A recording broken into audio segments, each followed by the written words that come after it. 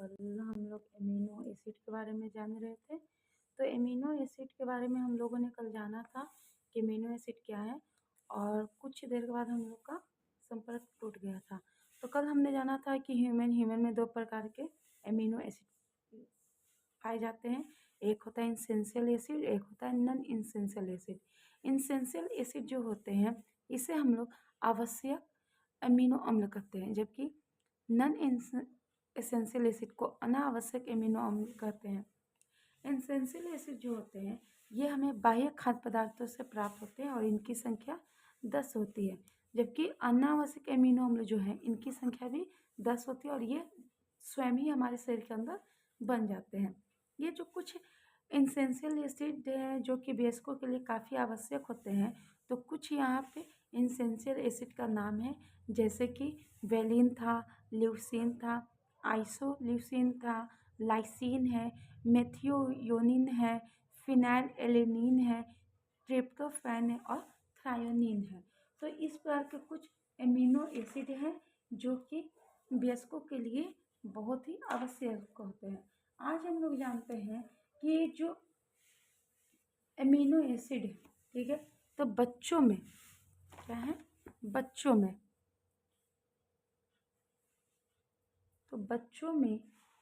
Arginine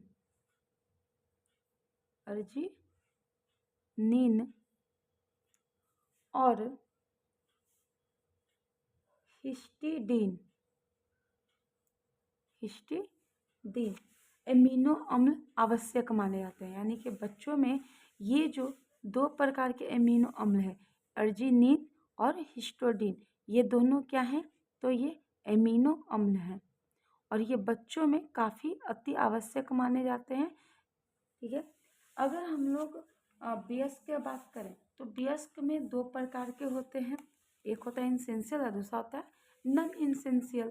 ठीक है, लेकिन अगर बच्चे में कहा जाए तो बच्चे में भी इंसेंशियल होता है और नॉन इंसेंशियल बच्चे में भी। तो अगर वयस्क का बात करें, ठीक है, अगर हम लोग यहाँ पे वयस्क का बात करें और इसमें दो पार्ट में से डिवाइड कर दें, एक लिख दें नॉन इंसेंशियल और एक लिख दें इंसेंशियल। सेम इसी तरीके से बच्चे में भी लिख दें, बच्चे में भी कितने, दो, एक होता है नॉन इंसेंशियल और एक हो जाएगा इंसेंशियल। तो अगर वयस्क का बात करें तो वयस्क में नॉन इंसेंशियल जो बॉडी के अंदर खुद ही बन जाता है वो 12 एमिनो एसिड होते हैं, जबकि इंसेंशियल बाह्य खाद्य पदार्थों से हमें 8 या 10 प्रकार के लेने पड़ते हैं।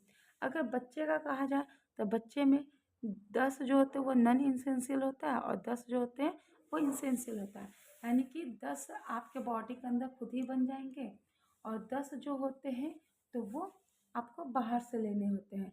लेकिन ये जो अर्जिनिन और हिस्टिडीन है इन्हें हम लोग सेमी इंसेंशियल भी कहते हैं, सेमी इंसेंशियल भी कहते हैं। ठीक है, अब हम लोग जानेंगे कि ये जो एमिनो अम्ल है इसका क्या कार्य है, क्यों हम लोग एमिनो अम्ल का सेवन करें। तो अगर इनका कार्य पूछा जाए, इसका एमिनो अम्ल का, कि अमीनो अम्ल का क्या कार्य होते हैं। ठीक है, तो अगर कार्य का बात किया जाए तो सबसे पहले तो ये तो प्रोटीन का निर्माण करेगा। ये किसका निर्माण करता है, प्रोटीन का निर्माण करता है। ठीक है, सबसे पहला काम एमिनो अम्ल जो है वो प्रोटीन की क्या होती है, यूनिट होती है, यानी इकाई होती है। दूसरा इसका अगर काम कहा जाए, सेकंड काम, तो प्रोटीन की जो रासायनिक संरचना होती है वो एमिनो अम्ल पर ही निर्भर होती है।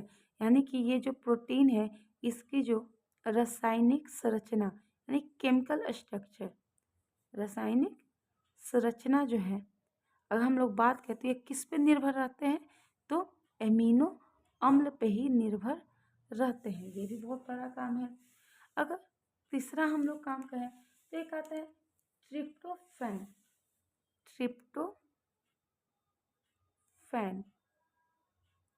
नामक एमिनो अम्ल आते हैं, एमिनो अम्ल है, ठीक है, जो कि एनिमल और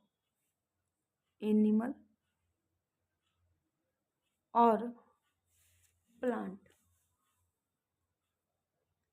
एनिमल और प्लांट, इन दोनों के ग्रोथ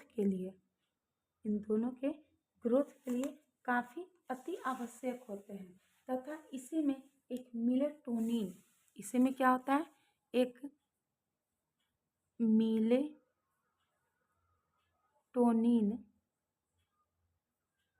नामक हार्मोन होता है, मिलेटोनिन नामक हार्मोन होता है जिससे कि नींद आती है। इससे क्या आती है, तो इससे नींद आती है, इससे नींद उत्पन्न होती है, ठीक है। तो ये कुछ इम्पोर्टेंट इसके काम है।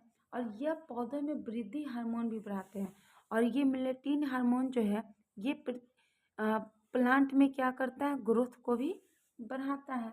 साथ ही साथ विटामिन B5 के, ठीक है, साथ ही साथ अगर इसका कहा जाए तो विटामिन B5 के लिए काफ़ी सहायक होता है, यानी B5 के निर्माण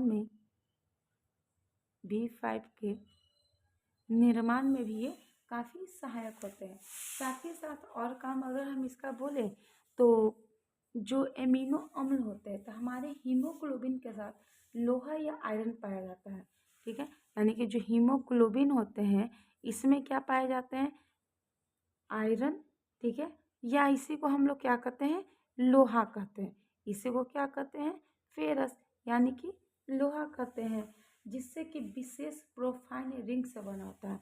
और ये किससे बना होता है, तो ये प्रोफाइरिन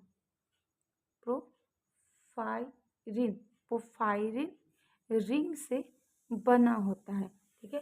तो ये सब इनके कुछ काम होते हैं, जैसे कि जो एमिनो अम्ल की कमी होने पर टूट जाती है तो शरीर में ब्लड की कमी हो जाती है, यानी कि जब आपके शरीर में एमिनो अम्ल की कमी होगा तो ये जो प्रोफाइन रिंग है ये धीरे धीरे क्या होने लगता है, टूटने लगता है। और टूटने की वजह से आपके शरीर में ब्लड की कमी हो जाएगी, ठीक है। जैसे कि मैं देखिए आपको दिखाती हूँ, जैसे कि मान लीजिए कि यहाँ पे ये क्या है, फेरस से हीमोग्लोबिन के अंदर आयरन है। अब इसके बाहर से क्या रहेगा, इस तरीके से प्रोफाइरिन रिंग रहता है, इस तरीके से क्या रहता है, तो प्रोफाइरिन रिंग रहता है, इस तरीके से हम मान के चलिए,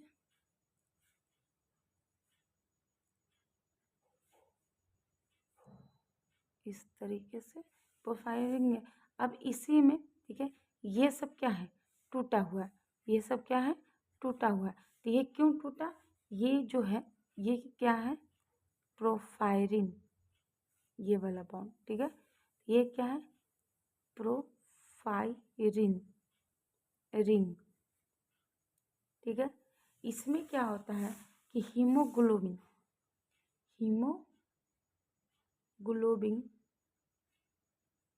ठीक है, ये किस में पाया जाता है, तो ये आरबीबीसी में पाया जाता है, किस में पाया जाता है, आरबीबीसी। इसी के अगर सेंटर का बात करें, इसी का अगर सेंटर का बात करें तो इसमें क्या रहता है, फेरस, इसमें क्या रहता है, फेरस। अगर हम लोग ग्लोबिन का बात करें इसमें क्या रहता है, मैग्नीशियम, इसमें क्या रहता है, मैग्नीशियम। अगर हीमोग्लोबिन की कमी होगा तो आपको क्या हो सकता है, तो आपको एनीमिया हो सकता है, आपको क्या हो सकता है, एनीमिया हो सकता है। तो ये जो एमिनो अम्ल होते हैं ये हमारे ब्लड को बनाने में भी काफ़ी सहायक होते हैं। साथ ही साथ और हम लोग वर्क का बात करें तो मांसपेशियों के विकास, ठीक है, यानी कि मांसपेशियों के विकास तथा शारीरिक क्रियाशीलता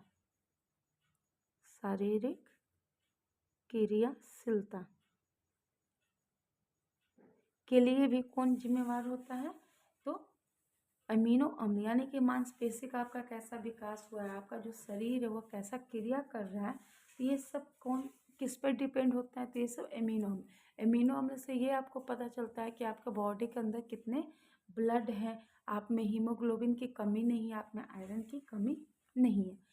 ये तो अमीनो अम्ल के बारे में जाने, लेकिन अगर हम आपसे कोई कहे कि क्या स्रोत खाएं, कौन सा खाद्य पदार्थ खाएं जिससे कि हमें अमीनो अम्ल प्राप्त हो जाए, तो अगर हम लोग यहाँ प्राप्ति स्रोत का बात करें कि अमीनो अम्ल क्या खाएं जिससे हमें, कौन से खाद्य पदार्थ को खाएं जिससे कि हमें अमीनो अम्ल प्राप्त हो।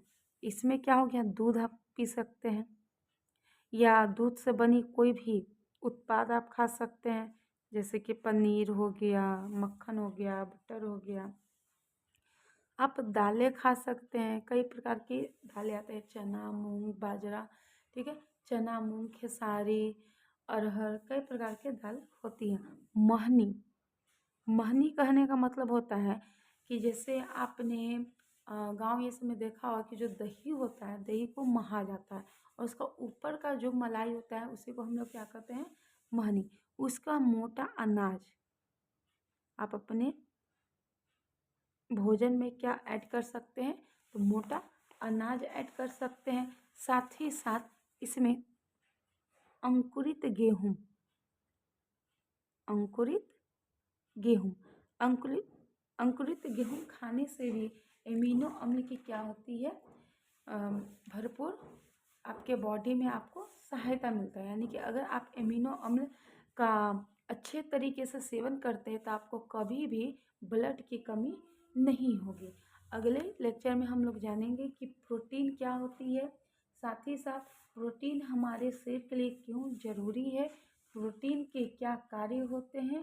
तो साथ ही हम लोग जानेंगे कि प्रोटीन जो होते हैं वो उसके कुछ उदाहरण के बारे में भी हम लोग चर्चा करेंगे कि प्रोटीन कितने प्रकार के होते हैं। तो प्लीज़ लाइक करें, सब्सक्राइब करें और कोई भी अगर आपको डाउट हो तो उस पर कमेंट करें।